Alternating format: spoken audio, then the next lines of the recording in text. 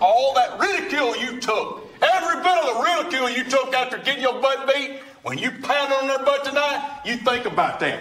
You take every bit of your energy, every fiber in your bone, and you take it and you beat the piss out of them.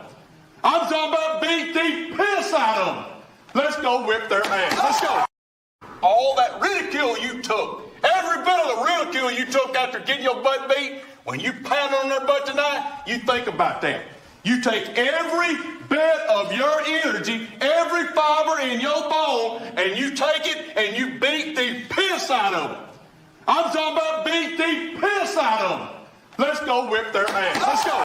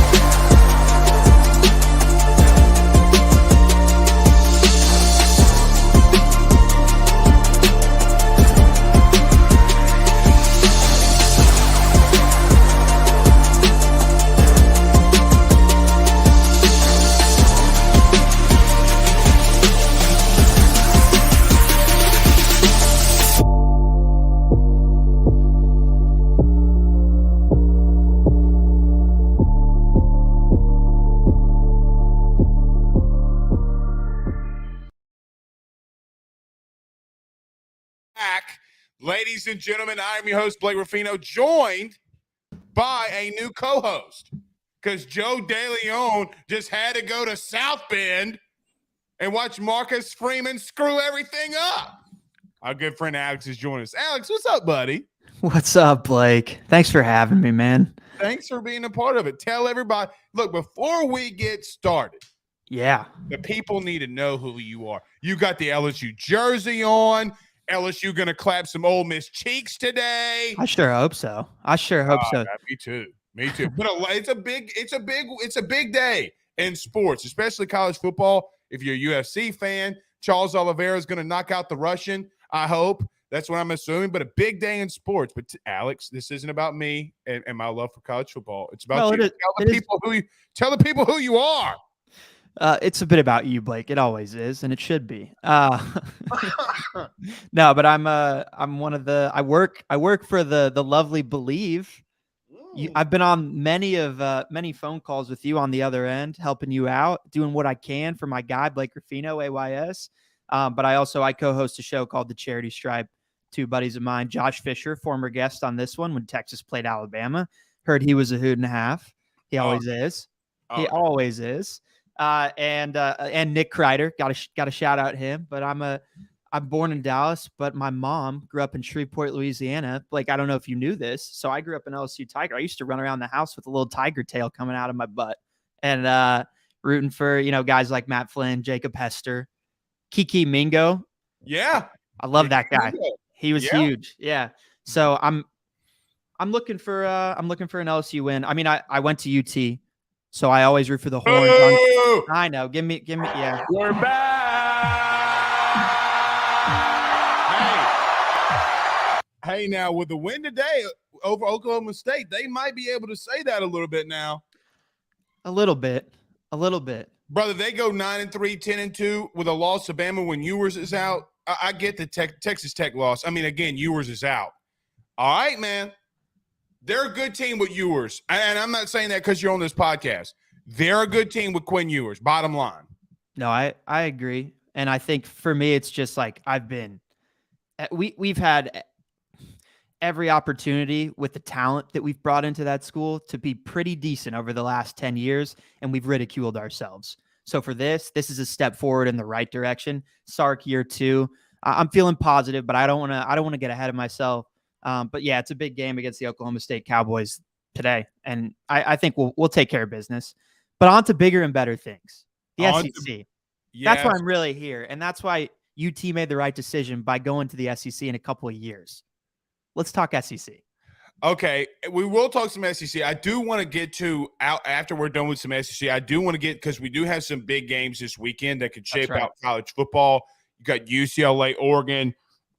That's one of them. Obviously, we just talked about Oklahoma State and Texas, but the Big 12 has a big day today because Kansas State takes on TCU. I'm going to tell you, Alex, I'm taking Kansas State. I took them on betonline.ag, who you'll hear in our first break. I took Kansas State. How about that Quentin Jackson? Dude, unreal. LSU played Kansas State in the bowl game last year, and everybody ripped me alive. And I said, listen, they're a quarterback away from making some serious noise, meaning Kansas State is. Okay, and then I didn't realize TCU was going to be as good as they were. It's a heavyweight match, man. Big 12's got some good games. Then we got Clemson versus Syracuse, an undefeated match. We'll talk about all those too. But like you mentioned, Alex, let's get to the SEC. Finally, we get a premier game on this show, which features LSU. LSU Ole Miss, Lane Kiffin and company coming down to the Bayou. Alex, let's start here. I got to admit, I took a little bit of a victory lap this week because I said all week building up to Florida, they are a small smidgen away offensively from busting out, okay? You have that many drops. You have that many miscues. You're going to look sloppy. You're going to look bad. LSU performed against Florida, but this isn't Florida. You got Ole Miss. The thing for me, Alex, is Ole Miss, and look, when we legitimately say that you haven't played anybody, some people just say that. Ole Miss kind of really hasn't played anybody yet. This is going to be their first big test outside of Kentucky, but you're coming to Baton Rouge. Their 110th strength of schedule is Ole Miss. This might be the biggest environment, the biggest team that they've played so far. How do you see this game shaking out, LSU and Ole Miss? Well, I'm always riding the Tigers. I never won't, especially when the game's in Death Valley. I mean, anyone who's lucky enough to go watch a game there understands what I'm talking about. Absolutely. Look, DKR, where the Texas Longhorns play, is fantastic. And I haven't been to a game this year, but I've heard it's gotten louder and louder. But when I was a little 7-year-old and I went to an LSU game and the place was rocking, and next to me I looked at a guy and I turned to my mom and I was like, "Mom, what's wrong with that guy? What's wrong with that man?" It's because he was probably drunk off his ass, but or something else. Who knows? But what that brought from the stands to the players on the field, it's a different element. And I just, I know they played Tennessee at home, and I know that was obviously a tough game, but I think this crowd has a huge impact. And coming off those 6 touchdowns last week, Jaden, I trust him. And those receivers are talented as any other crew of receivers in NCAA. So I would take LSU. I would take them straight up in this game. What's wild about you saying that there at the end about taking LSU outright is the simple fact that this game opened up as Ole Miss is a 2.5-point favorite.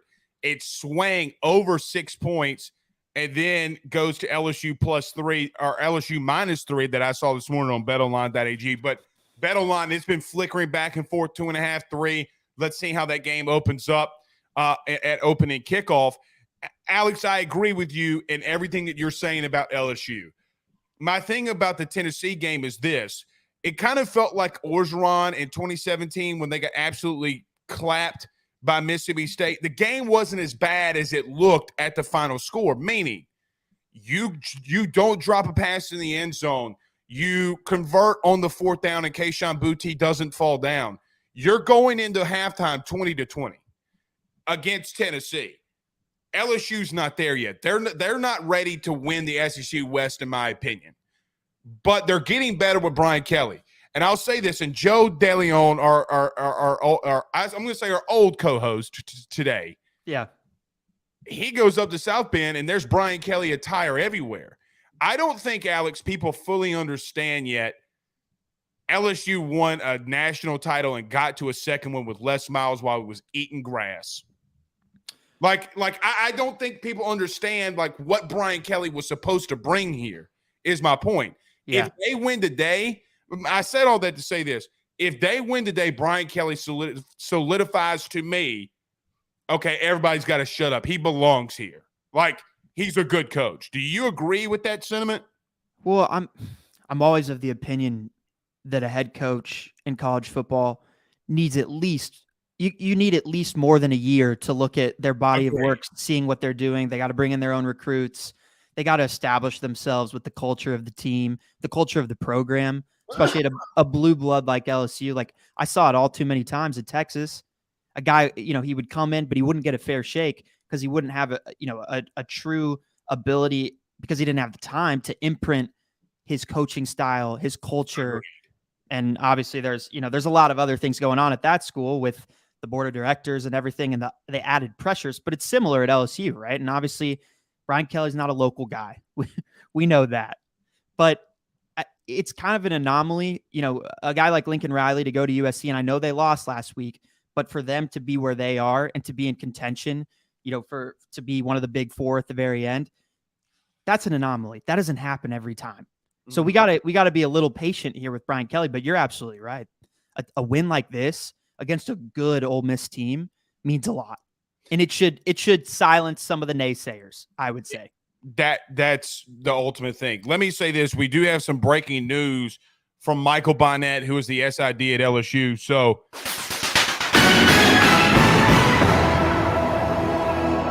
yes, Zach. Yes, hit me with it. Kevin Falk is going to be hold on, let me pull up the email. Hall of Famer Kevin Falk to be honored during the Ole Miss game. If you miss it, obviously he's going into the College Football Hall of Fame, but I think it's good, and especially this game against Ole Miss, Kevin Falk's going to be recognized. I want to say this before we get to Jenna Drinks. I feel like we're in the mafia when I call it Jenna Drinks. You know how mafiosos have names, right. Glenny Balls, Tony Two Sacks, Donnie down at the dock. I feel like we're part of the mafia. So I'm just going to call it Jenna D. Okay. Let me say this though before we get to about Ole Miss. They can run the football. LSU has a lot of talent in the front seven, but they're not playing like they have talent. I do worry about Ole Miss running the football all over LSU. They ran for over 400 yards last week. They ran pretty strong against Kentucky. Alex, I got to be honest. If LSU doesn't find a way to stop them running the football, they're in trouble. I guess when we flip the script to Ole Miss, what says you about them? Yeah, I mean, I watched enough Zach Evans to know that guy's really special, and Jackson can run. And I'm terrified no matter what team you're watching. If you're on the opposition of a mobile quarterback who can run, it's scary, right? Because there's so many other things. Gin and juice will get you loose. Absolutely, MP. You got it. You don't know what a mobile quarterback can do to a defense, and you have to be willing to adapt. So, yeah, I mean, to me, it's there's a magic number in there of rushing yards that LSU can't allow the Ole Miss Rebels to get to. And it's 170, because they're going to get some on their ground, right? They're aggressive running the football. Correct. But you got to limit the big runs. You can't have a play 30-plus yards. You got to contain them. And just get your offense out on the field as much as possible. Yeah, I'm right there with you. I'm 20 yards behind. I said if you keep Ole Miss, if Ole Miss has 150 yards rushing or less, you win the football game. That's a tall task. Tall task. It's a very tall task, and that's my point. I predicted 31-28 LSU. The only reason if this game would have been in Vaught-Hemingway, I might have gone the other way. But since they're in Death Valley, look, I went to Baton Rouge last night, and look, this is kind of like a stupid little pet peeve of mine, but a stupid little ritual, I should say. I drive around the stadium during the home game. I just drive around. I don't want to go. I don't want to stop. I'll sit in traffic. I want to see what the atmosphere is like. Let me tell you something. I thought Tennessee was packed. Shit. All right. Listen, it's going to be really interesting to see because, look, LSU fans got ripped on during that Tennessee game pretty heavy. Now that they're able to be there and drink a little bit, they're going to be doing Jenna Drinks, get you some, edible glitter. They're going to be great. So I'm just saying it's going to be a very loud environment. So, Alex, let's do this. Speaking of Jenna, let's get to our first break. Let's get her in here. Let's start getting, as MP said, gin and juice will get you loose. Let's start getting some drinks up in this thing. All right, let's talk about our good friends, though. Zachy, our producer, is joining us. Let's talk about our good friends over at betonline.ag and our good friends over at GM Varno & Sons, gmvarnosons.com. Guys, I told you this week my mom went there and got 4 brand new tires, under $700. That's absolutely ridiculous. Go to them today. Let them know that your good friend Blake Ruffino and Alex. See, I got to do it opposite. Sent you on by. All right, let's do this. Let's get to Jenna Drinks. We're back in 1 minute, 30 seconds. Let's get loose as a goose. Don't get me started. Zach, that's when you hit it. You got to hit it when I'm not dancing. Be right back. BetOnline is the fastest and easiest way for you to wager on all of your favorite sports, contests, events with the first-to-market odds and lines. Find reviews for all the news for each league, including Major League Baseball, NFL, NBA, NHL, combat sports, college sports, esports, and even golf.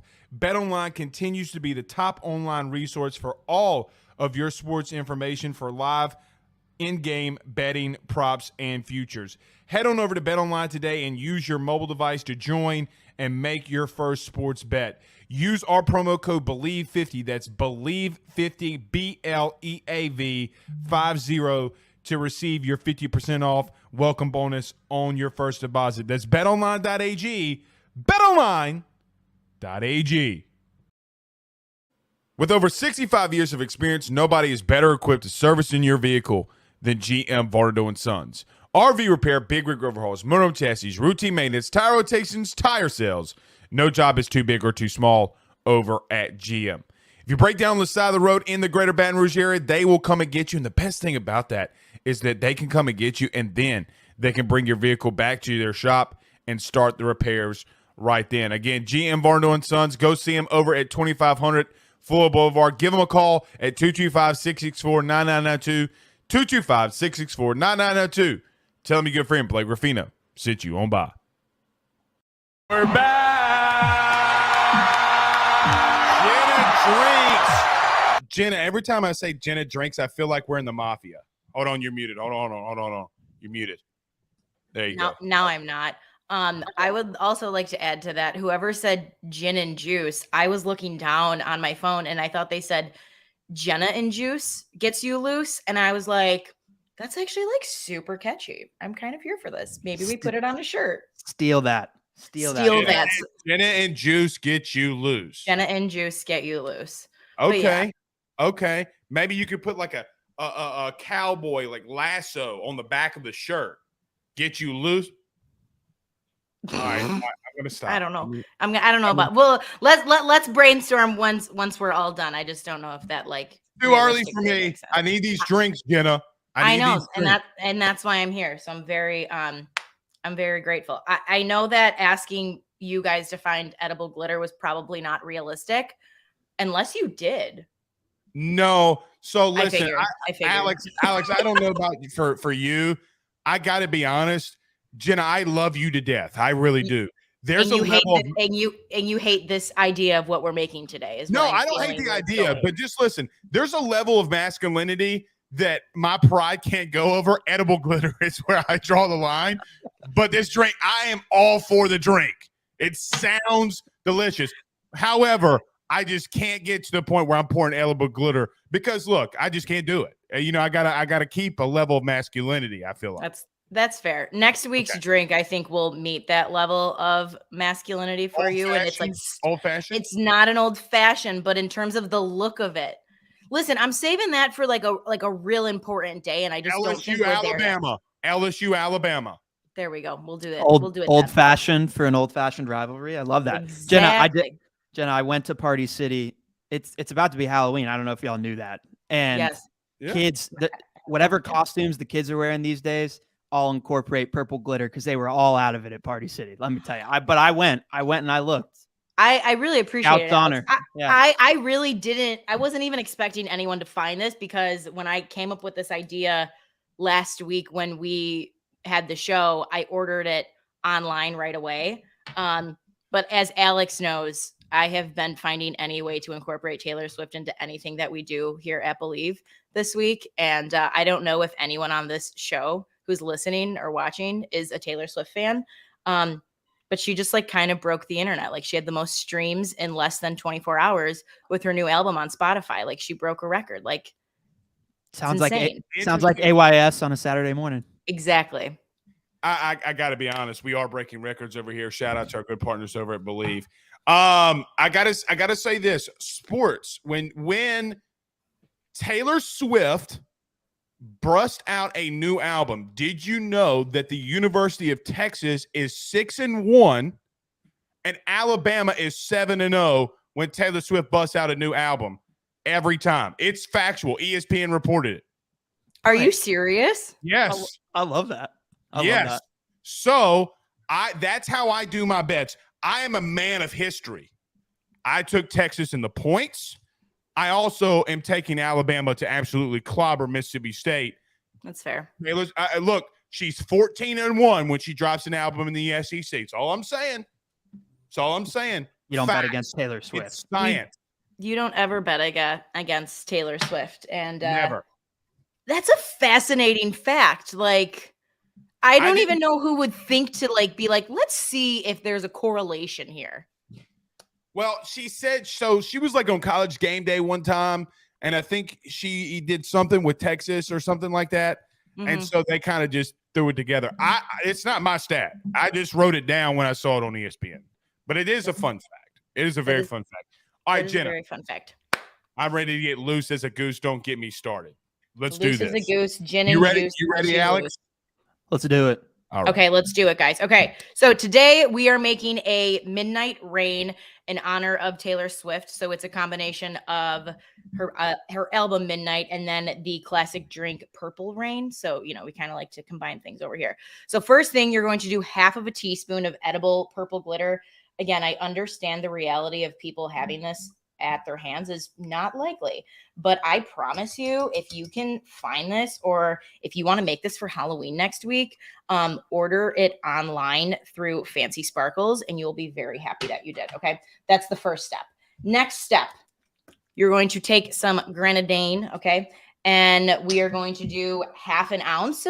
So the original recipe, guys, calls for 1 ounce, but because this drink is already a little bit on the sweeter side, I didn't want to do more than half because you don't want something to be too sweet and you still want to taste the alcohol that you're going to have at hand. Okay. Next, we're going to take some cranberry juice because who doesn't love cranberry juice in anything? Okay. We're going to do 1 ounce of that, guy. Pour it on in. Again, if you don't have a jigger, guys, remember, normally 1 ounce is like a finger on your glass. Okay. So just try to measure it like that. I wouldn't go too much over though. Okay. Next, 1 ounce of pineapple juice. Okay. 1 ounce of pineapple juice. Okay. Pineapple juice. This guy is so much fun. Okay. Blue Curacao is a liqueur that you can add into drinks. You only need a little bit of it. It's orange based, but it has a really cool blue hue. So it's fun to add. Okay. We're going to do 1 ounce of this guy. Woohoo.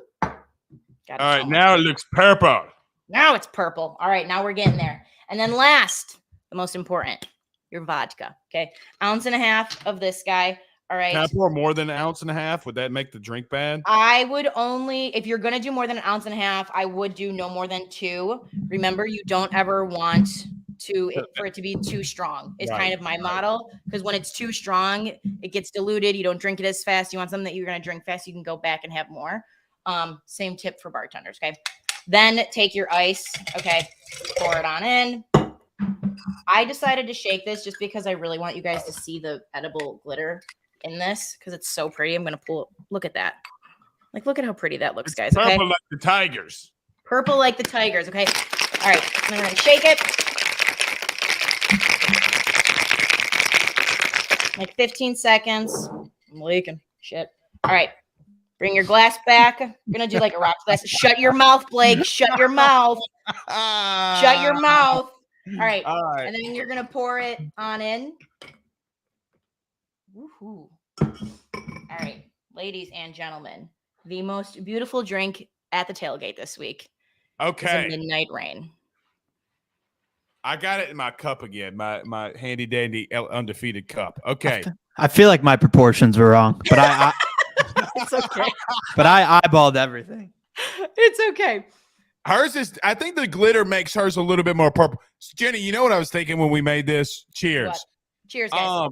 I feel like I'm a rapper drinking the purple drink.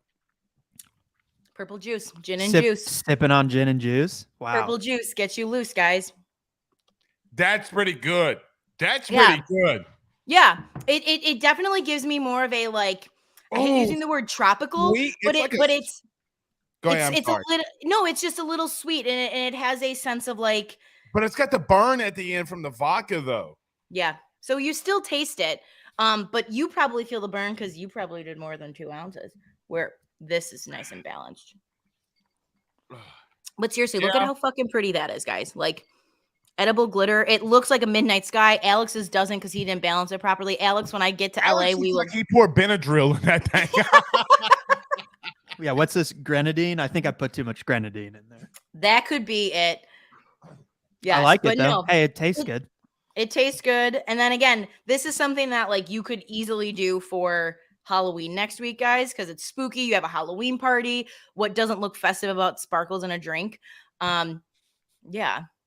I feel like if Hocus Pocus were going to be a drink, it'd be this. It would be this, right? Can I just come out and say it? Hocus Pocus 2 is terrible. Yeah, okay, I actually didn't think it was bad. I didn't think it was like the best thing on the planet, but I also didn't think anything was ever going to top the original. But I was like pleasantly like okay and happy with it. I got to be honest, the downfall of Sarah Jessica Parker on her, just like I was appalled. I don't know. At which part? I just feel like she could get away with how she acted when we were kids because she still had that level of youth. But it's like, I'm like, no. Like I've seen Sex in the City with girlfriends and wives too many much. Like when Megan, we used to watch Sex in the City. I can't get there with Sarah Jessica Parker. So but it was like but you wouldn't put purple glitter in your drink, Blake? Would I? Thank you, Alex. Thank you. But you watched like 5 seasons of Sex in the City. Where do we draw the line here, Blake? Well, first off, it's 6 seasons. Just so everybody knows. You're right, Alex. You got me. I have no defense. Wait, I have a great question for you, Blake, because we have a lot of male probably listeners. Did you learn anything about women from watching Sex in the City that you could bestow some wisdom upon to the people listening? Yes, that's how I got this ring. Okay.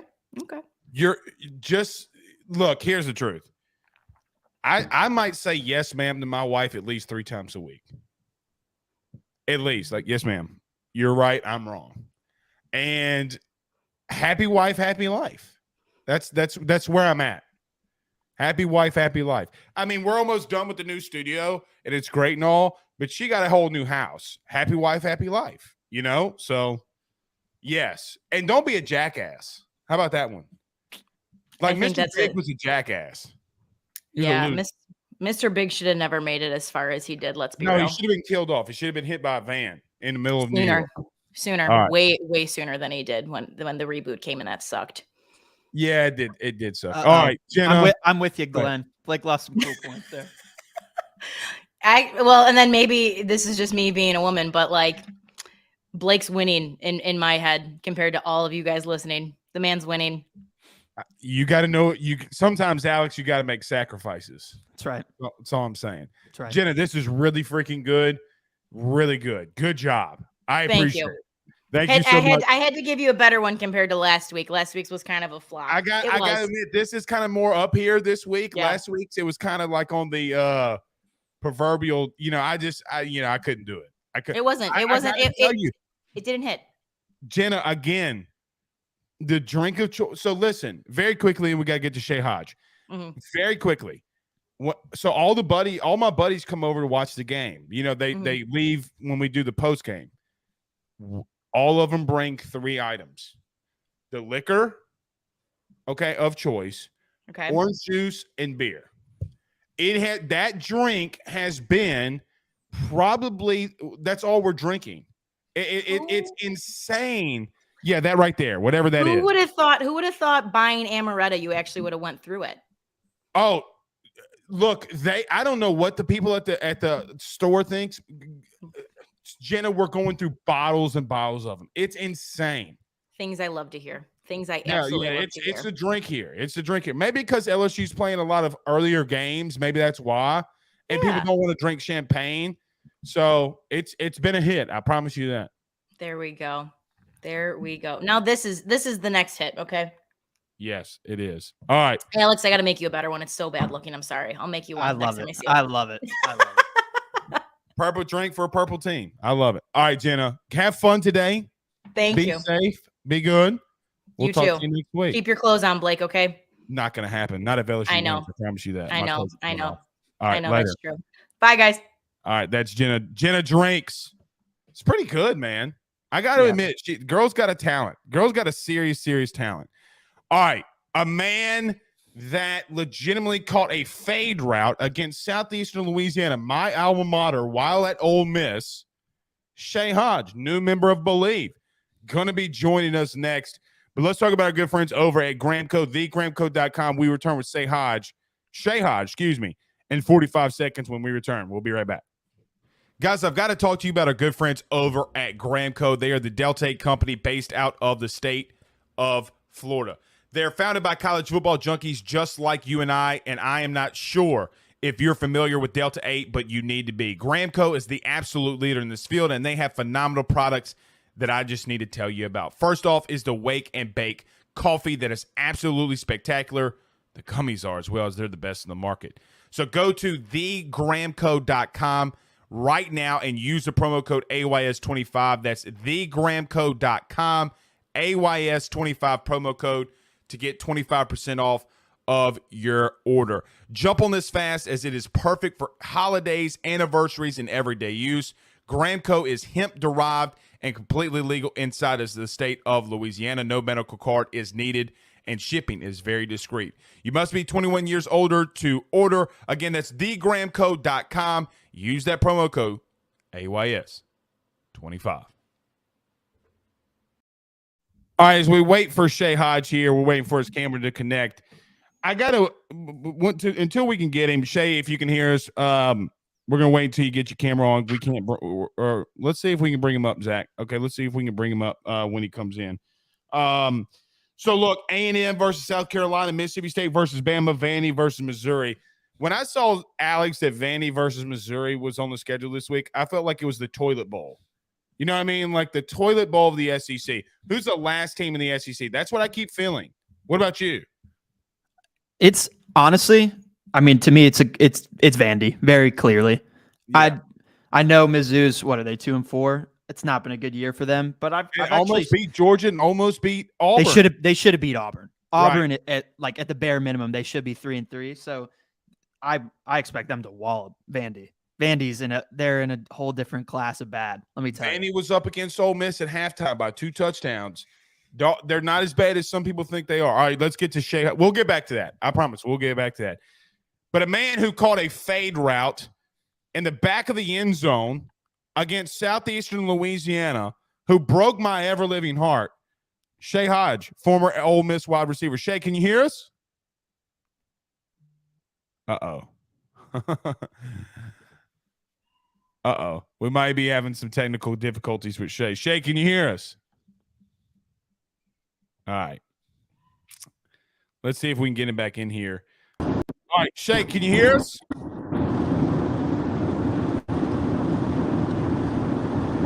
Shay, can you hear us? All right, let's see if we can get with him and text him and see if we can get a better connection. He's mobile. He's mobile right now. Yeah, he's mobile. He's mobile. Well, the man was never able to be caught on the football field at Ole Miss. Shouldn't expect to catch, for anybody to catch him now. Man was just absolute bullet on the field. I got to say that. Getting back to that Vandy-Mizzou game very quickly, you're right. Missouri's not as bad as their schedule indicates. They're just not. But I don't know, man. I don't know. It's going to be intriguing to see that. I do want to get to this game, though, too, because we do have David Murray coming up in a little bit, too, talking some Mississippi State and Alabama. Yeah. I feel bad for Mississippi State, brother.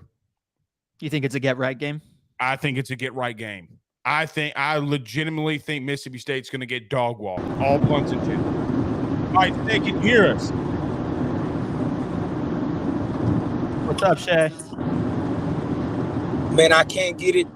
I got service, but it won't. I can barely hear y'all. Okay. Well, look, I'm going to say we'll just get with you backstage and then see if we can get you connected. We might just have to text him or message him, Alex, say if we can't reschedule with him. Yeah, I think it's a get-right game. I fully believe it's a get-right game for Alabama. How do you see that one transpiring? Yeah, I agree. I think it was they obviously lost a heartbreaker against the Vols there in Knoxville. Bryce Young, I mean, he's the real deal, man. He's a different type of guy between the years with his presence and his poise in the pocket. Second to none out of any quarterbacks in NCAA. So I expect them to right the ship here. The penalties have been the biggest oddity for this Alabama team. I mean, I think they had 17 last game. They had about 14. Yeah, they lead the country in penalties. It's insane, dude. So I mean, it's Saban, right? Like he's got to right the ship.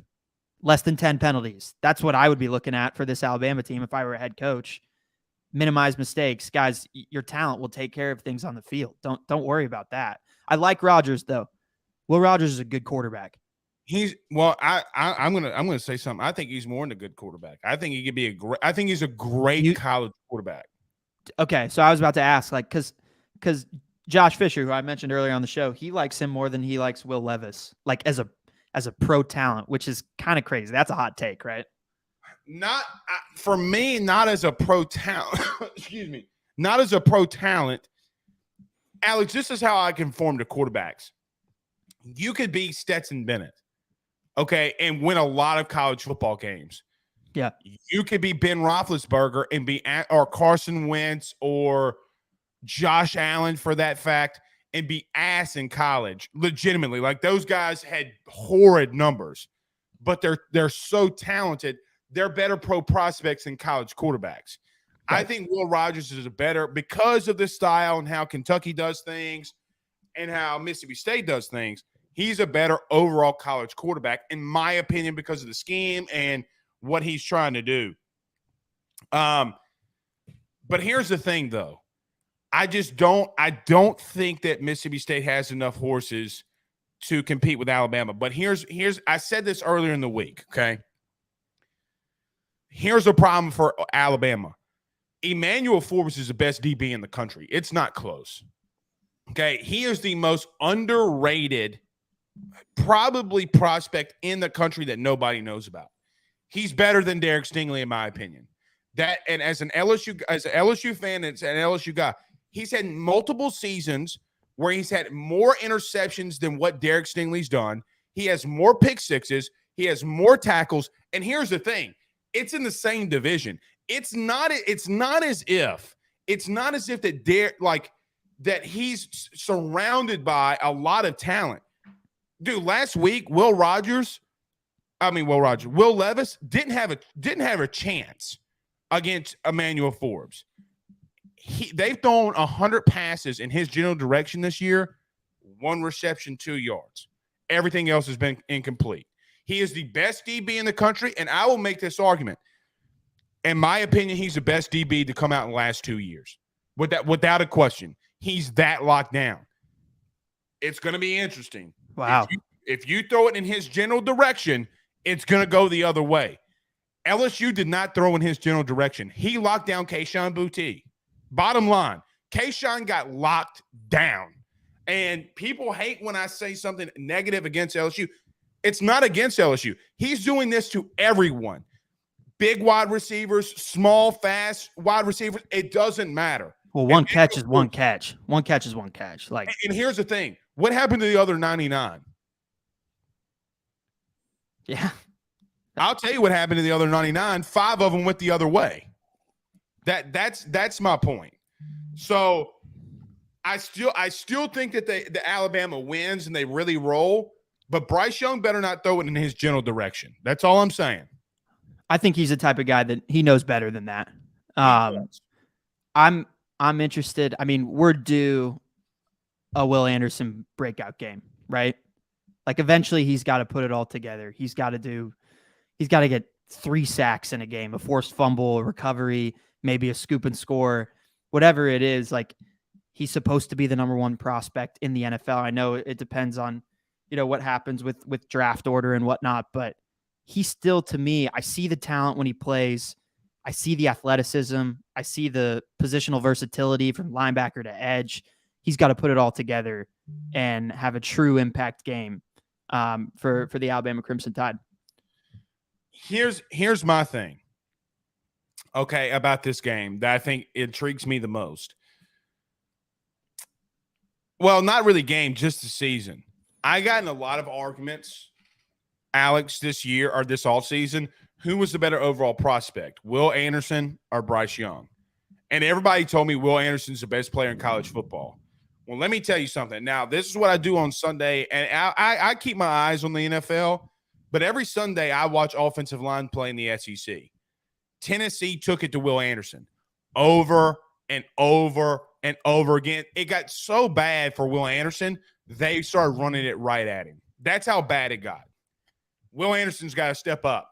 If they want to win a natty, he's got to step up because Dallas Turner's stepping up.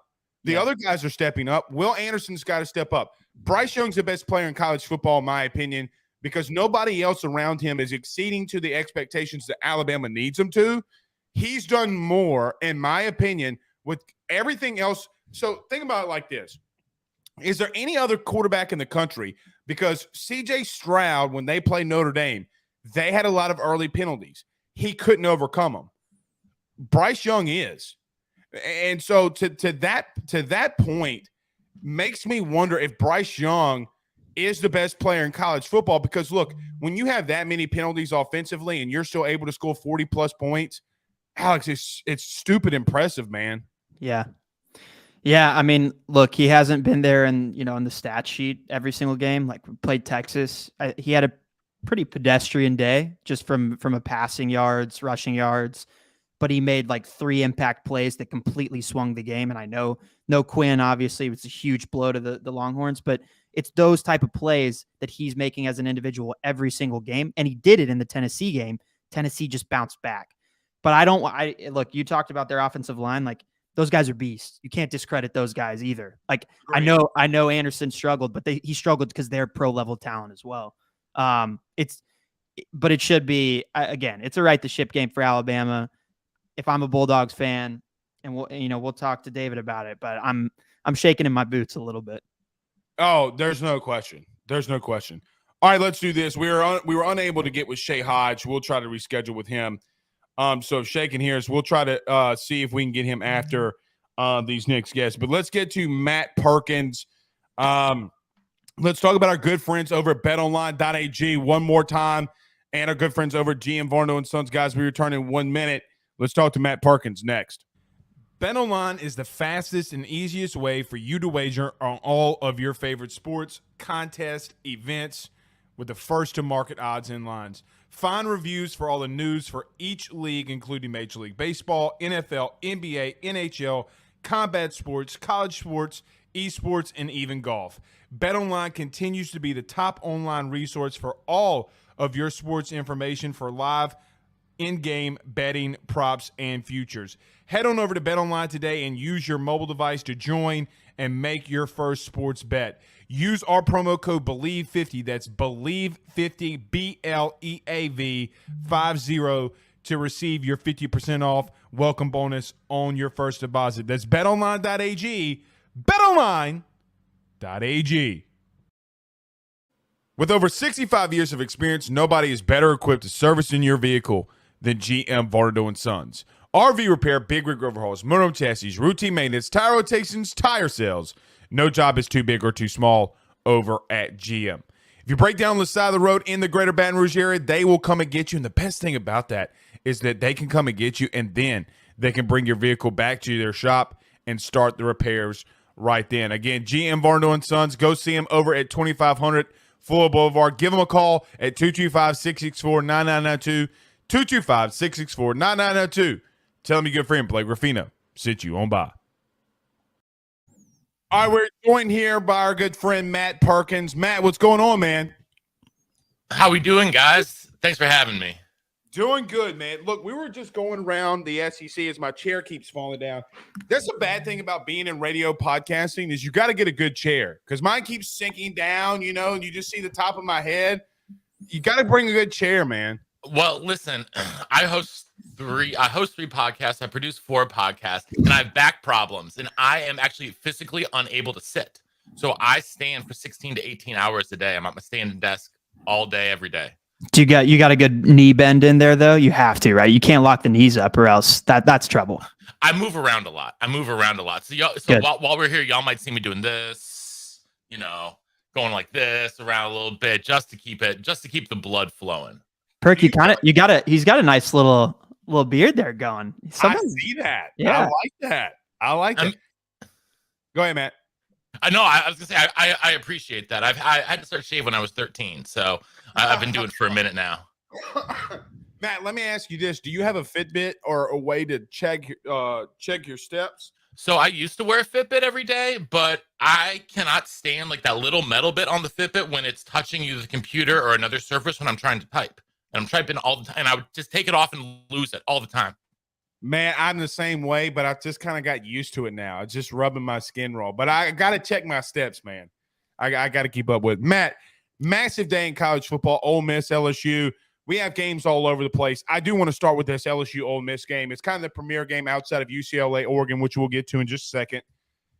You think the Ole Miss Rebels goes into Baton Rouge and wins, or is Brian Kelly starting to find his way in Baton Rouge, which a lot of people think that he might be? I think Brian Kelly's defensive backfield is finally coming around. Agreed. And so for me, that is the number one key to this, right? Now, the thing about Lane Kiffin and the Ole Miss Rebels is that if they can't throw, fine, they're going to run. And that's what I would be worried about. The defensive line play for LSU has not been as dominant as I expected. I expected the LSU defensive line to maybe be the single best defensive line in the entire SEC, and they have not. They have simply not been, and it's disappointing. And I'm worried that they're going to get gashed in the run game by Judkins, by Evans, and by everyone else on almost even Jackson Dart. Jackson Dart, for as a big and thick a kid as he is, he's got some legs. And that's what I would be really concerned with if I were a Tiger fan. Matt, to your point, that's exactly what Brian Kelly said Thursday when we talked to him, right? Like it gets to a point. And look, I called out the defensive line all week in our LSU show. They're not playing to their level. It's the transfers that are playing to the level, the freshmen that are playing to the level. Let me ask you this. If LSU does remotely stop them, do you think that they have a good enough chance to beat them? I think that Ole Miss's defense is still questionable at times. And so what I worried about, though, is Jaden Daniels making a boneheaded decision. And I don't trust him if it's close late to always make the right play, and I trust Jackson Dart to do that more than I do Daniels at this point, which is saying something because Daniels is a 4th-year player and Dart's only a 2nd-year player, but Dart's already shown that he can make smart plays in crunch time. Go ahead, Alex. Yeah, I mean, I agree, unfortunately, despite like what my eyes see from a talent standpoint with Daniels, right? Like he's got it. He's got all the tools, but every now and then he makes a straight up boneheaded decision, and it can bite him in the ass, obviously. And it's about taking care of that ball. And we know that's what Lane and his guys are going to want to do, running the football. And I think Blake said 150, limiting under 150 is a good sign for LSU. I said 170, which again, admitting that it's an incredibly tall task, either one of our numbers, because they're so effective. Matt, you're a Vandy guy though. Earlier in the show, I was kind of poo-pooing Vandy. More than poo-pooing. Yeah. What do they have a good chance here this week against Mizzou? If they're going to win an SEC game this year, it's this game. I agreed. Yeah. And now I will say I was talking to Corey Burton over at Bleav in Dogs, and even in that shutout that obviously Georgia ran all over Vandy as everyone would have expected. The takeaway for him was that AJ Swan, the new quarterback of Vanderbilt, who was completely different than Mike Wright, the exact opposite of a dual threat quarterback, but he can sling it. And he was making high level SEC throws in that game against Georgia at times. And so that is, that is exciting. I think that the best position group on the Vandy offense is the receivers. And I think that Clark Lee is finally starting to figure that out. And so, so now we're going to get a guy who can actually make the throws in and get the ball in the hands of our best offensive playmakers, because basically at the running back, it's Ray Davis and nothing. And so they want to get the ball, especially in the hands of Will Sheppard, right? Will Sheppard is probably the single best offensive weapon they have. Mike Wright just couldn't hit him effectively enough. And as nice as it was to have Mike Wright's legs, if you can't get the ball into the hands of the other playmakers, it's kind of useless. And so AJ Swan on the offense, I think they're going to be able to get a couple big plays, because I think Mizzou is going to be aggressive on defense. They're going to blitz. They're going to get a lot of sacks, but they're also going to give up a lot of big plays. And so I think Vandy is actually at a point in the season where they're just kind of like, screw it. Let's go for the big play. Let's go for the big shots. Like, we have nothing to lose. They've already hit their season over on wins. It was only 2.5. They hit 3. So thank you for the money, by the way. You're very welcome. You're very welcome. Shout out to my guy, Simon Gibbs, who put a huge bet on that early and locked it in. I mean, that week 0 first win was huge, right? Like, that was a fun game too. And Mike Wright went cuckoo for Cocoa Puffs. You got to give it to him, man. I mean, look, if he could find some semblance, Matt, in the passing game, man. And I know AJ Swan, like, it's been a different look. What he did against Ole Miss in that first half. I mean, look, they got pieces. Mm-hmm. And this is what I was telling Alex. They're not as bad as people think that they are. They're actually remote. Like, they could win today, and I would not be shocked. That's where I sit. The problem is, I think Clark Lee is not problem. To me, Clark Lee is building a foundation. He doesn't have the pieces. He's going to get those pieces in there. And I think that they're starting to believe a little bit. BLEAV, by the way. That's how they're believing. That's what, in my opinion, they're believing. Like, even in a loss, even in Georgia, they were still coming out there fighting. Am I seeing something or am I right there? Do they look like they want to go out there and compete versus other seasons? They want to compete. And this is not the same team that we saw 2 years ago go completely winless and have to get half the team out of the program, frankly, because they didn't care and they didn't want to be there anymore under Derek Mason. Guys are bought in. To me, it's a lot like LSU junior. LSU's recruiting classes that they're bringing in right now, in 2 years, LSU is going to be a dominant team in the West, but it's going to take 2 years to get the guys under Brian Kelly's, platonic ideal of what he wants a football team to look like.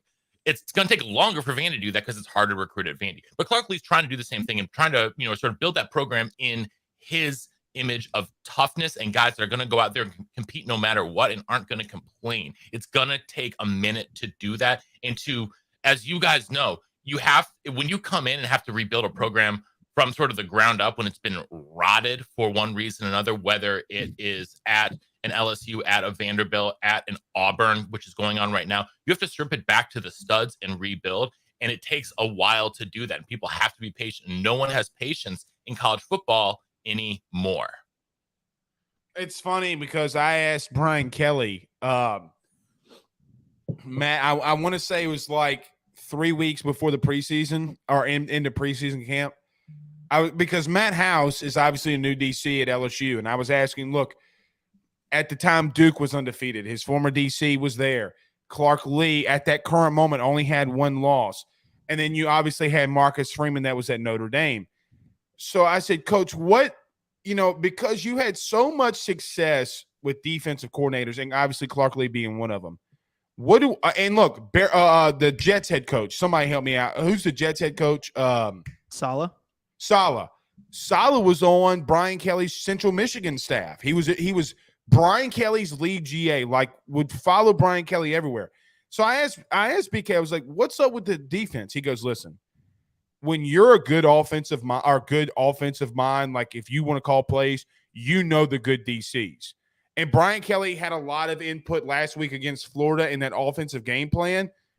When I asked about Clark Lee, Matt, he lit up like a Christmas tree, right? And it kind of gives you that – look, people can say what they want about BK. Okay, whatever they want to, it's fine. But he lit up like a Christmas tree. It gets me excited, though, when you hear a coach like that who has a big tree. When he talks about Clark Lee, like he was talking about, like, look, they're going to be tough. Watch if we go and play him. Like he's kind of wanting to, if Clark Lee ever left, he's going to be LSU's next DC, which is kind of crazy because you could just tell how much he loves him, man. Yeah, and I will say for Clark Lee, he has the administration's backing, and the administration is starting to put money into athletics. They just broke ground on a $330 million athletics complex, and that's going to be huge because Vandy hasn't always had the buy-in, especially since James Franklin. And the reason James Franklin got the buy-in is because he wasn't afraid to speak up and say what the football program needed. He would march into the athletic director's office and say, I need this money if we are going to compete. And he wouldn't take no for an answer. He walked to every single fraternity and sorority on campus saying, we need you in the stands for every game because it is important to the program. And guess what? People showed up because they had a winner, because they had someone who would actually lead. Clark Lee has some of those same characteristics of not taking no for an answer when the program needs something. And that's the leader they needed, because that is the exact opposite of what Derek Mason was. Derek Mason said, oh, okay, that's fine. I'll work with what I got. Which is fine, which is an admirable quality. But to lead an SEC football program, you have to be able to stand up for the program, stand up for yourself, stand up to the administration, say, no, we're getting this, and it's going to happen come hell or high water. One more for you, Alex. Go ahead, Alex. So I'm getting the feeling here, and it might be the purple drink that Blake and I have been sipping on that Jenna Drinks made for us. Yeah, where's mine? We'll send you the recipe, but Okay, you gotta make. I mean, mine kind of looks like NyQuil at this point, but it's not. I promise. At this point, do you see Vanderbilt getting out of that bottom rung of the SEC, or even from a different angle? Like, are things evening out? Is parity occurring here in the SEC? I mean, Bama has not looked the same this year, right? I know Georgia, as of now, they're in a different class of their own, but they look vulnerable. They've looked vulnerable at points this year. Are we seeing things even out in this conference, or is it always going to be the top dogs and the bottom? To an extent, I think we will see the bottom of the traditional bottom, especially in the East, rise up. We've already seen Kentucky do that over the last half dozen years, right? They went from a program who was down with Vanderbilt pretty much every season to being a team that is in the top three almost every year now. I think that Vanderbilt is going to rise because I actually believe in Clark Lee. I am not sold on Shane Beamer at South Carolina. I think this year has been a disaster, and they have no offensive line whatsoever to speak of. That unit is atrocious, and you can see it in the way that they play. I don't trust South Carolina long term. I think that Missouri, again, Drink is recruiting with really, really well. He's starting to lock up St. Louis, starting to get into Kansas City a little more, which is a hugely important recruiting area. It is one of the places in the country that is taking off. You're seeing a lot of top talent from there. However, the on-field results for Drink are just not there. And I can see Vanderbilt getting into that 4-5 range, at least in the East, making a bowl game maybe every other year. I think that is a reasonable expectation for Vanderbilt over the next half decade. All right. Matt Perkins joined us. Thank you so much, buddy. We'll bring you back. Man, getting over the sinus infection. I'm just you just got to have a little bit more of that purple drink. It'll help clear it all out. Absolutely. I know. Absolutely. We appreciate you, though, Matt. We appreciate you being on. Love all your work, buddy. Good to see you. For sure. Thanks, you guys Matt. too. Thanks, guys. All right. That's Matt Perkins. Let's get over to David Murray. Let's do this. Let's not take a break really quickly so we can try to get to Shay Hodge in just a minute. Oh, chug. No, there wasn't much chug there. Let's get to David Murray. Let's get over to Mississippi State versus Alabama. David, what's going on, man? No purple drink here, just a Strange Brew, our favorite coffee shop here in Starkville. But I will tell you this, I've already had my Claritin this morning as a Jones County, Free State of Jones farm boy who grew up in a chicken and cattle farm. I have no sinuses left, so I know what you're suffering right now here in allergy season, believe me. So we just we're almost finished with our new studio, and so all this dust accrues. Yes. And I can never get over it. But that's for sure. David, I got to ask you, it's a big game for Mississippi State today. I'm going to kind of give you the floor here. Man, Alabama's coming off a tough loss. Mississippi State's coming off a tough loss. How do you just see this game panning out? Ooh, I've been doing this way too long. I'm not going to tell you how long because my age will give it away, other than the fact that my first year working with Mississippi State was Emory Billard's first year as head coach. So, as I've mentioned before, I saw the original Wishbone. Now I'm watching the airborne version of the Wishbone. And I can tell you, Kentucky exposed what the problems of the air raid primarily are. When the quarterback is not sharp, when the team loses an offensive lineman, and things are not functioning, the air raid can be grounded really quickly. Now, the problem going into today's game, and we'll talk about the matchup in just a moment, I don't think Mississippi State's healthy at this point. The second most valuable player on the team is center LaQuinston Sharp, and he took a leg whip early in the game, didn't play the last 3 quarters, and you saw what that did to Will Rogers' mindset the rest of the game. But hurting that is the guy behind Rogers. Dylan Johnson was not 100% healthy himself. There's some question whether either of them played today at Tuscaloosa. So any chance Mississippi State had of making a real run at this team really hinges on who's available first. Then you just try to patch it together from there.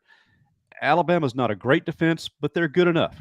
And in today's game, good enough is good enough as long as you're scoring points. We don't know what Bryce Young's status is. Maybe you've heard something since the show started this morning that I'm not aware of. I don't think it really matters at this point. What I'm looking for is Mississippi State to go out there and show they can score points. They just haven't done that against Alabama. Start there, make something happen, and you feel like you've got a shot because I don't know what kind of mindset Alabama has. Typically, you say Nick Saban's teams come out after a loss mad. Well, that's true. They're mad. But I wonder if they're a little shaken at this point. David, they did talk about that, about being a little, having a lot of anxiety, which you just don't hear from a Saban team. No. I got one for you. The best player in the SEC defensively, in my opinion, is not Will Anderson, it's Emmanuel Forbes. I said it this week on Twitter. He's the best DB in the country. You can't, at this point, David, we can't deny him anymore. Okay? Having 5 interceptions as a freshman, okay, COVID year, maybe some things were goofy, whatever. He's done it again. And now, maybe I'm going crazy, but LSU did not throw it in his general direction. And Brian Kelly talked about that in the postgame when LSU played Mississippi State. We did not throw it in his general direction. Is he the best player in Mississippi State's team right now, or am I just absolutely losing my mind? You're not losing your mind. He's the most spectacular player, you'll say. But let me qualify this too. You look at the Kentucky game. He committed at least 2 blatant penalties. He was beaten badly he did not have a good game. No unit had a good game except to some extent the special teams, and that's all you need to know about how bad Mississippi State was the other night. They had the fewest snaps, not just of the Mike Leach era. I'm going back to the year 2000. State's offense never got in sync, so the defense could not be aggressive and make the plays. Yes, he had his pick 6, but he also got burned several times. So did DeCameron Richardson, the other cornerback. Emmanuel is a great player in so many ways, but he needs a pass rush up front to make him even better. And bluntly, Zach Arnett's defense needs points on the board to play their game. You were at the LSU game. They were not able to come after LSU. They played more. They tried to play contain and didn't because State was not putting points on the board and forcing the other team out of their game plan. That's the thing today.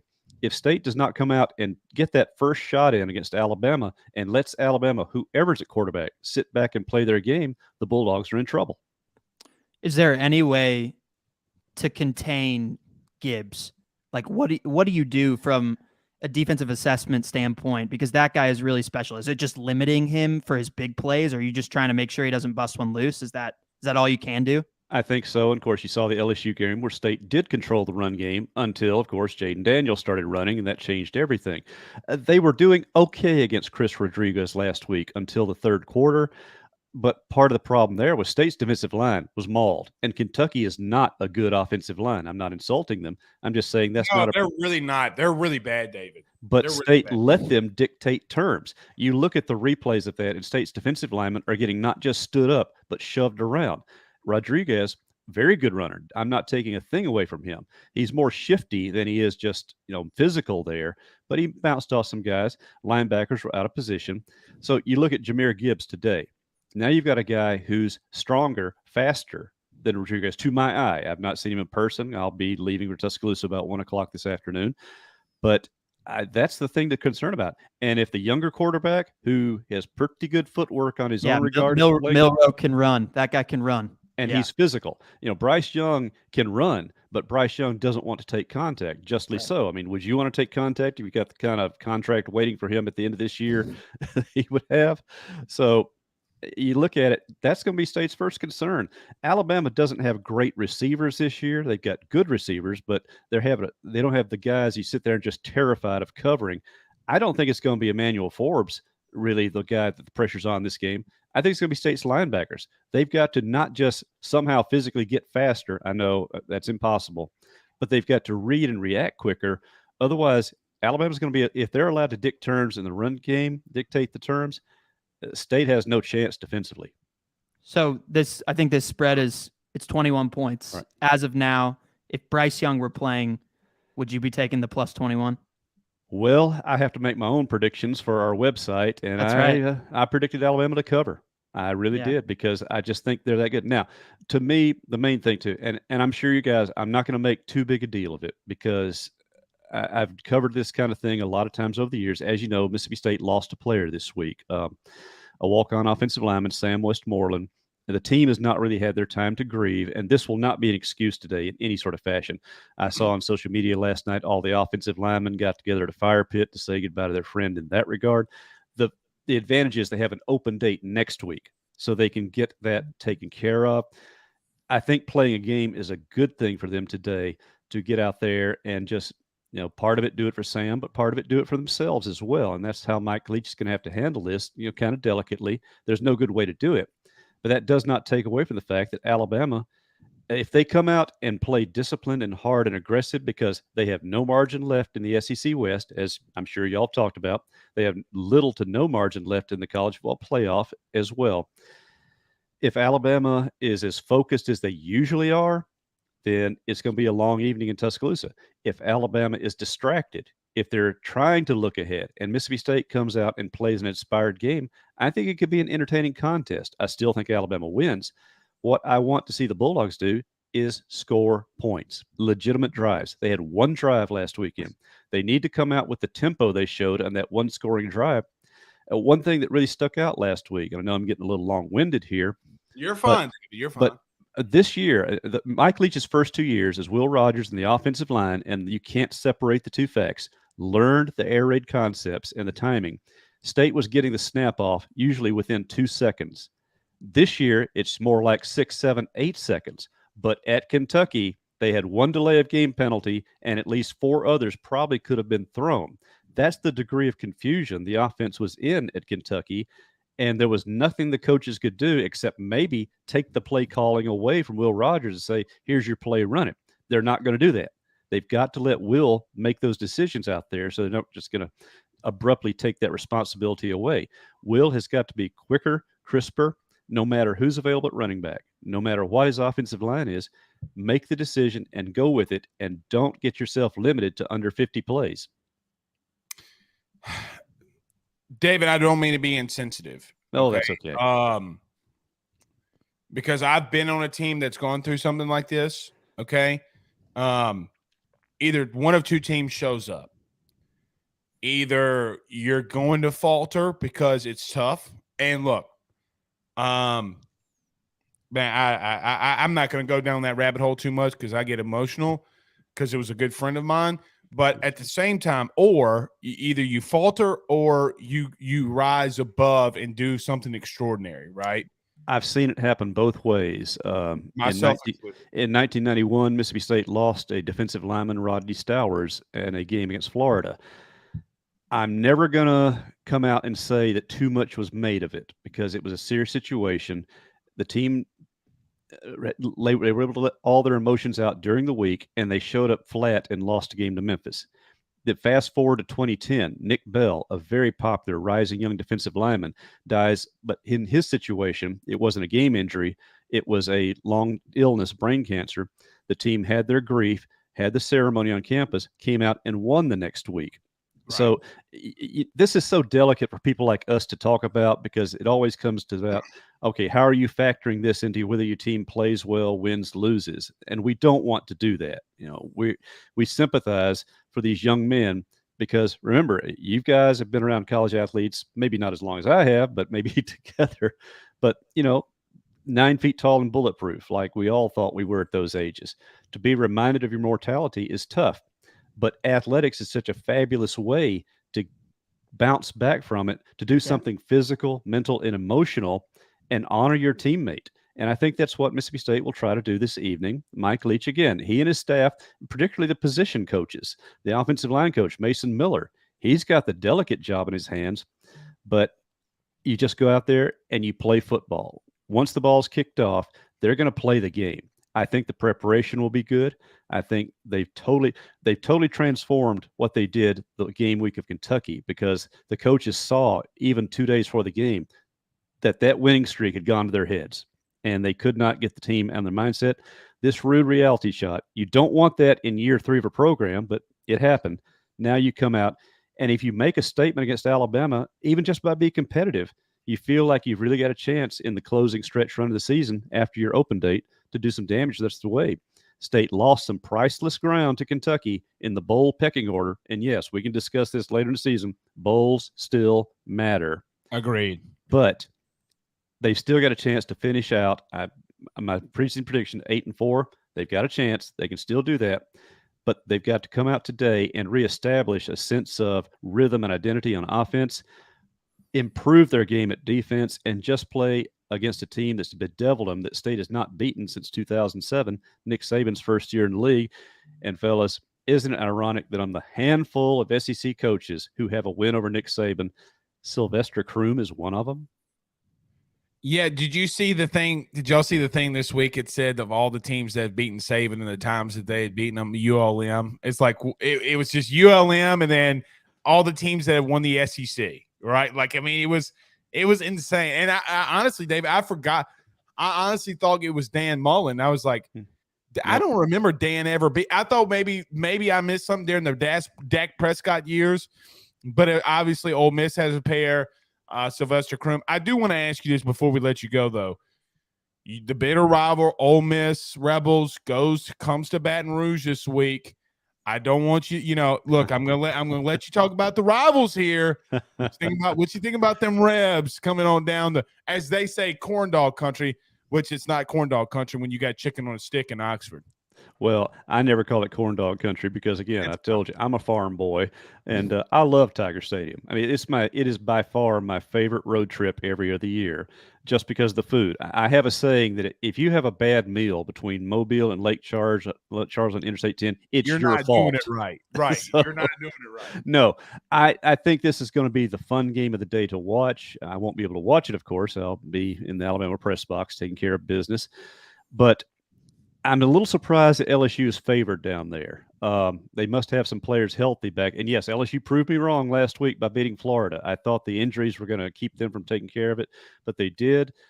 If LSU can establish tone, because Ole Miss, I'm going to say this for Lane Kiffin, what he's done there is if he's able to win 8 or 9 games or even 10 games this year, regular season, and doing it by transforming their offense entirely from what they've done by use of the portal, then he's dictating terms on how the game is to be played, particularly in a moderate to average NIL facility like the Rebels have right now. LSU, Georgia, to Alabama, they're playing a different game than the rest of us, and us at Mississippi State are further level down. I think that really raises his profile again. I don't know there's any job out there he would want because the West Coast jobs are probably all taken. I don't know that he'd want to go back to Nebraska, so maybe Ole Miss is a great situation for him to stay in. I originally didn't think that Brian Kelly was going to be a great hire for LSU, but what he's done getting this team back on focus when they could have easily fragmented, falling apart, has impressed me. I thought he's a good coach. I just didn't think he was a good fit. Hopefully he's proving wrong in that regard, because I'm an SEC guy too, not just Mississippi State. I love the SEC. So that's going to be a fun matchup to watch. But if you can force Ole Miss, here's my key to that game. Ole Miss is going to make one or two mistakes a game. It has not hurt them yet. You like the freak turnover to Auburn before halftime last week. Little things like that. Or Kentucky, they've had some missed kicks there. None of those have cost them a game. Sooner or later, though, it's just the nature of the sport that a mistake will happen at a time when it really costs you. This may be that game, because I think LSU has the athleticism, has the creativity, and they got the home field. Now, if it was 6 o'clock in the evening, I'd feel really good about LSU's chances down there. And I will tell you this, SEC fans, once in your life, be in Tiger Stadium in September or preferably October at 6 o'clock for an evening game. Watch the band come in. Watch the Golden Girls. God, the Golden Girls. I'm safely married. I can say that. And sit there and say, this is college football. Yeah, Betty White, David. So she used to be a Tiger. Hey, fighting Tigers. Could you see Betty White being a Golden Girl? Because I can't. Absolutely. I think that would be the most priceless thing they could have done. Rest in peace, Ms. White. But, yeah, I think y'all have a fun game down there. Mississippi State, I don't know how competitive it will be, but I want them to show up. A&M, I think, takes care of business with South Carolina. You were talking about Shane Beamer. Shane Beamer's a great guy. I know his wife very well, Emily. I know his father-in-law, the sheriff of Oktibbeha County, no less.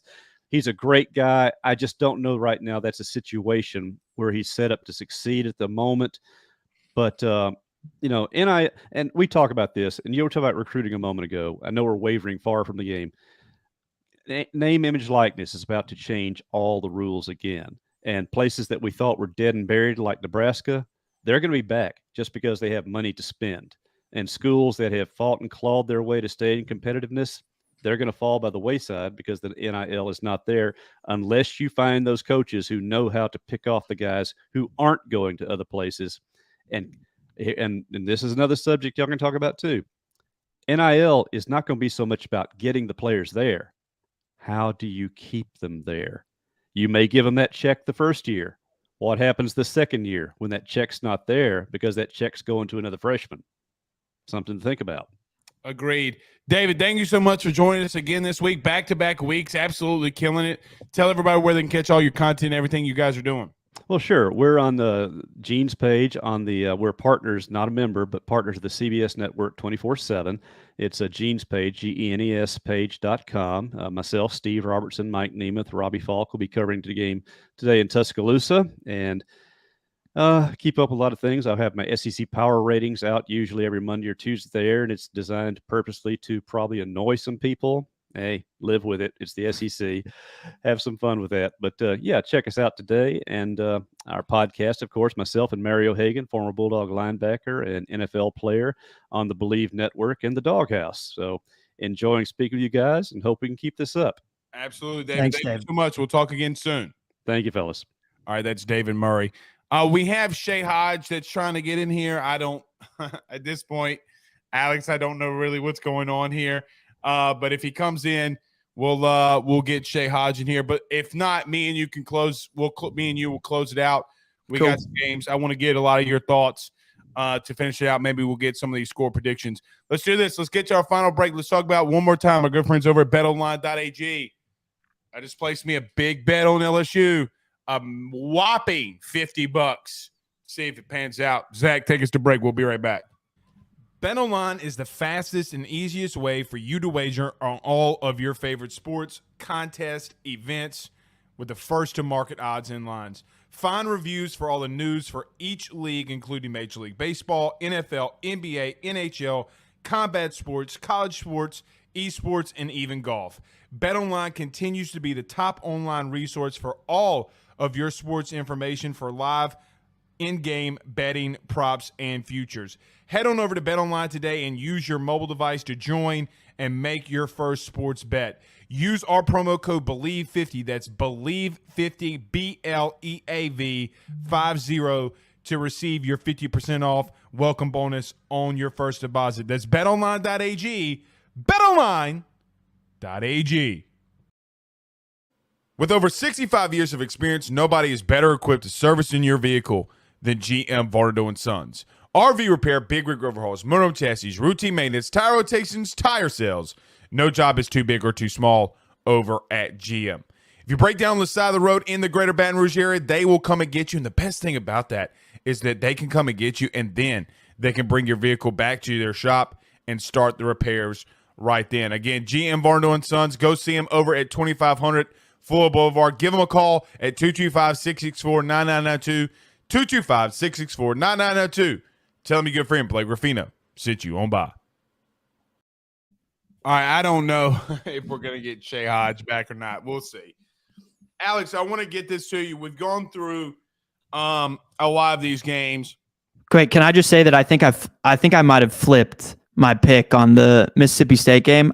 After listening to David, I might take them plus 21. I believe in Will Rogers.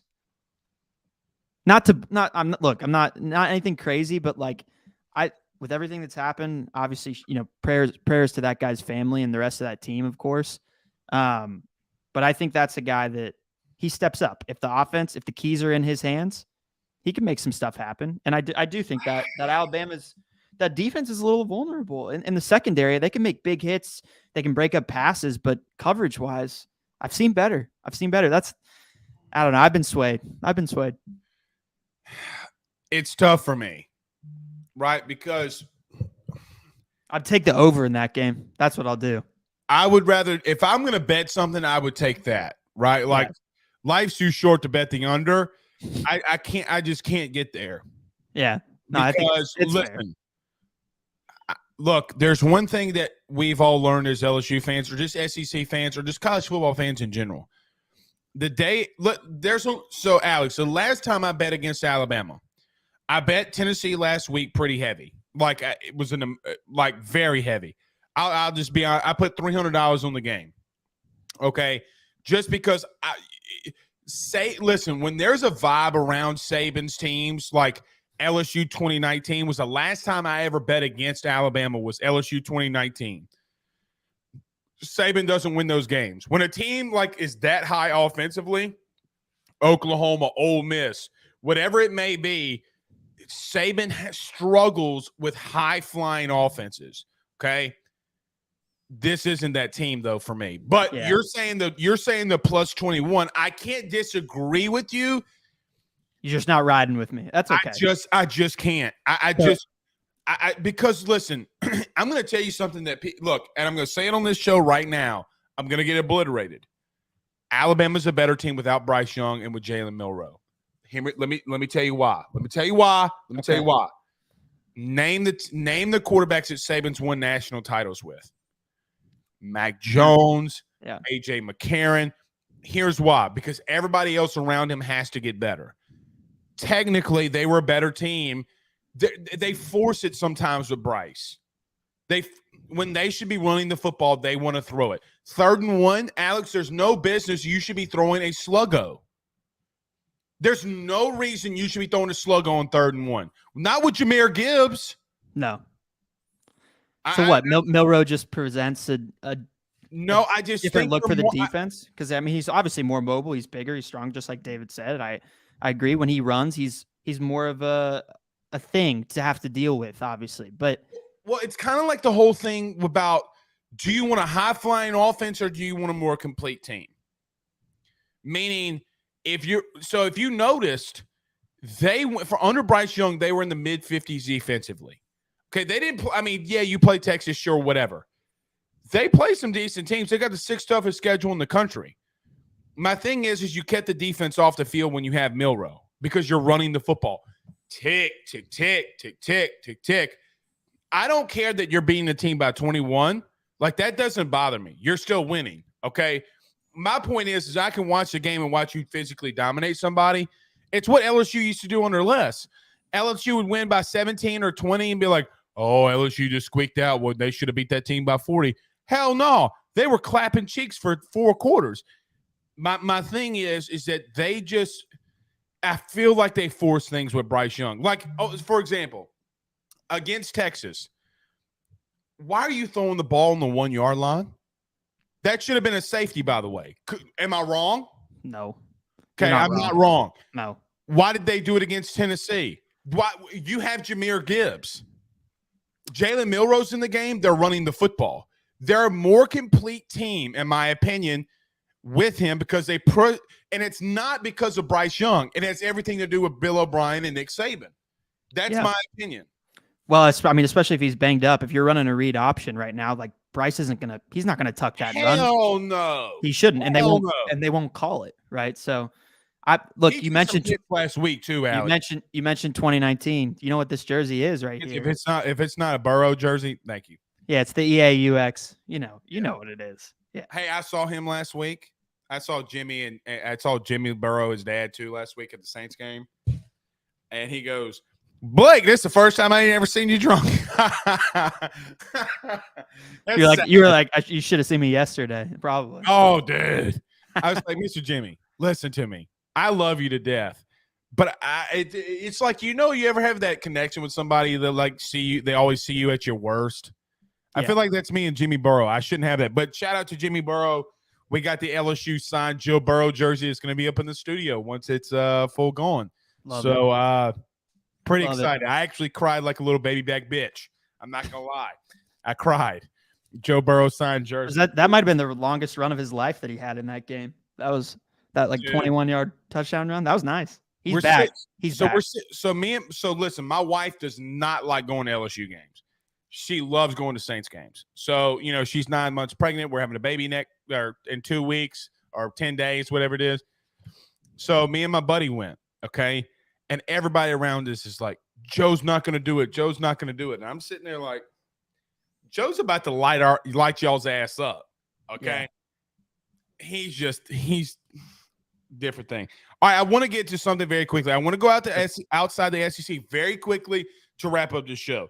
UCLA, Oregon. Who you got there? This is a really tough one. I'll just skip ahead to the Clemson-Syracuse game. Clemson takes care of business in that game. Knocks off the undefeated Syracuse. Okay, cross that one off. Clemson's on their way to I agree with you there, by the way. To be one of the playoff teams. I think this is a huge game in the pack because obviously UCLA's got USC down the pipeline. I like Bo Nix here, man. He's really turned it up. Okay. I think he's gotten better as the year has gone on. But there's I don't know. It's tough. I mean, you want a high-powered offense. Chip Kelly, he's got you a high-powered offense. That quarterback can do some different things. But if my gut check says Oregon in this game, I'm going to flip it on you. I'm going to go UCLA. I'm going to go with the points. I don't know about outright. I'm going to go plus the 6. So give me UCLA plus the points. DTR's really coming to his own. Yeah. I don't think what we saw against LSU last year was a fluke. Now they're very physical, which is not indicative of what Chip Kelly's teams do. They will knock your dick in the dirt, and there's no other way to say it. They will, as what's your boy from the Lions, Dan Campbell? What was his thing? Chew kneecaps off or whatever it is. Yeah. They're nasty. Oh, then the next year he's crying and God bless him. That Netflix, what's not Netflix series? What's that called? Hard Knocks. Hard Knocks. It's such a horrible series for him because he's yelling and he's like, "I just love every one of you," and I'm like, "Dan, don't do that, dude. You don't do that, bro." But yeah, Lions a pretty good team. I'm taking them this weekend too. Hey, Jameson Williams, once he comes back, I mean, they'll have man. But give me the plus 6 in UCLA. Okay. All right, let's go to your alma mater. Give me Texas. You want the points too? I want all of it. Give me Texas. Quinn Ewers is too good. Yeah, I mean, especially if I still don't know what the deal is with Sanders in this game, if he's going to play or not, or if he's going to play banged up. Either way, if he's not 100% healthy and he can't run, I'll take the points as well. Yeah. He's a good quarterback, but look, I love Ewers. This Jatavian Sanders guy. He's a beast. He's a beast. And Billingsley, who transferred from Alabama, like he was, last week was What's up with him, by the way? Head case, okay. But I think Sark can rein him in. Look, if anyone's bounced back from personal adversity better than anyone, it's Steve Sarkisian. So agreed. He can teach that guy a couple things or two. So I like us with the points in that game too. I think Quinn Ewers is a good quarterback, man. You give him another year. Listen, he's going to be on I say short list. This is my thing with short list. When I start the season, I have 15 people on my Heisman list. He's going to be on it. I just believe in Quinn Ewers. I didn't believe in the mullet. I didn't believe in the sidearm throws. The kid's got it, man. He just does. He bought all of his offensive linemen Lucchese bags. I mean, the guy all that. He knows what he's doing. Yeah, dude. He made what was it? They showed like he made 1.8 at Ohio State last year. 1.8 million. Handed the ball off like twice. That's all he did. And he still can ball. That's the thing. Hey, Alabama would have lost that game if he wasn't knocked out. I still believe that. For sure. They would have lost that game. All right, another game in the Big 12, TCU versus Kansas State. I'm taking the upset here, man. I'm going Kansas State. What says you? Yeah, I like TCU, but I'll take Kansas State to cover. But this TCU team's really good. Max Duggan is a mobile quarterback. I mean, he can move around, and I mentioned Quentin Johnson earlier. He's my favorite wide receiver prospect out of any of the guys. I think he's being slept on. I mean, I love Booty, obviously. Jackson Smith and Jigba. I know he hasn't played that much. Him and his running mate, Marvin Harrison Jr. I mean, that guy's a beast. And Xavier Worthy and UT, and obviously you got the guy in USC, but Quentin he's underrated right now, in my opinion. I agree with you. I just Jordan Addison, the SC guy. Yeah. Right. Correct. Here's my, well, I mean, he's had subpar games in their bigger games. Wasn't there really against Oregon State. And then when they lost to Utah, I think he got hurt, but still. And Brian, I love you, but USC, they're not, they're a year away. I love you, Brian. Don't fire me. Look, I think TCU's not as physical as Kansas State in reference to the offense-defensive line comparison. If TCU gets up early, like if they're up by 10, Kansas State's in deep trouble. But if Kansas State stays around, they're goofy like that, man. They're a goofy-ass team with a goofy-ass head coach. I love them to death. I do love them to death. I've known him for a long time, but they're just goofy like that, man. You keep Kansas State around, you're gonna get your cheeks clapped. Yeah, I mean, we're talking about this Ole Miss LSU game and how Ole Miss has to run the football well. Kansas State might have the best quarterback running back combo from a running perspective. Correct. In the NCAA. Adrian Martinez, Alex, to your point, we owe him an apology. Sorry. All right. But we do. I mean, everybody said he was ass and he was sorry at Nebraska. Maybe Scott Frost was ass. Anybody ever think about that? Sometimes it's not always on the players. It's been a good show. Sorry that Shay Hodge couldn't get in here, but, it is what it is. We'll try to connect with him next week. For sure. It's all good. Thank you, Alex. It's your first SEC AYS experience. How would you enjoy it? I enjoyed it very, very well. I mean, I'm a little tipsy. Are you? I think I need 3 more of these. That's what I'm saying. So listen, I did grab 2 beers, and after that, I poured them in. There you go. Shout out to our good friends over at Miller Lite who still hasn't returned my DMs. But yeah, well, what's up with that, Miller Lite? Yeah, what are we doing? What are we doing? Like I mean, you know what? If they don't respond, I'm going back over to Coors. How do y'all feel about that? Who's in stadium? Who does the beers in stadium? Zach, who does the in beer stadium? Is it Bud? I gotta be honest. Light? Oh, actually, I do think it is Bud Light. Well, my mom went to that Tennessee game. She walked home. I saw her this past weekend, and she's got 2 of the LSU, the Tiger branded beers, and she's like, "Look at these," and I'm like, "What are you doing? Why are you taking these home?" It is Bud Light. You're right. It is Bud Light. Yeah. I don't, man. Listen, our producer Zach says it's Bud Light. Yes, look. I'm not just because LSU's on the can, it doesn't matter. I'm not buying it. Bud Light tastes like horse piss. It's the bottom of that tier of beers for sure. Yeah, look, it's right there with Michelob Ultra for me. Like people drink Michelob to think they're cool when drinking beer. Michelob, no, ew. It's like Well, you know it's me. like- I'm a beach boy over here. I'm a Pacifico and Corona. Those are my with a little lime in it. I gotta That's be what I honest. do. I'm a big Dos Equis guy. Believe it or not, Dos Equis is big nice. Dos Equis guy. Yeah. I like Modelo, but I hate. The only problem with Modelo is I hate all the gold-plated bullshit I got to get around to get to the beer, man. It gets everywhere. I mean, you hate little Everywhere. flakes of purple little gold glitters. Yes, You hate all of it. I hate all. Love the I'm a colors, hate the man. glitter. I have chest hair, damn it. You know, like I have my own 401k plan. Like, don't let me play. No, glitter and fairy and shit. Yeah. You know, like I want to be a man. You can do 30 push-ups. Can you do 30 push-ups, like? Probably not. I'll just be honest. I mean, I'm 6'3", 290 pounds. Look, I might be able to get to 30 push-ups. I can't do a pull-up. Yeah. But that's a lot. I mean, look, man, you're a big boy. That's tough. That's tough. I can't do a pull-up. I'm just gonna be honest with you. So this is so sad.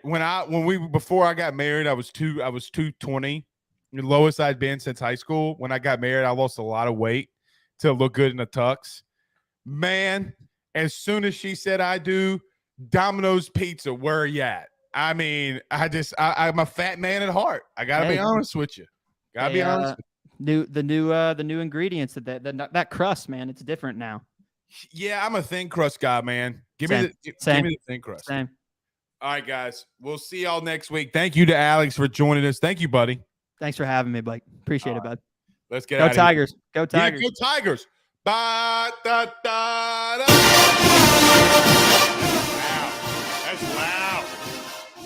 Yeah. I hate Lane Kiffin. See you soon. See you in the post.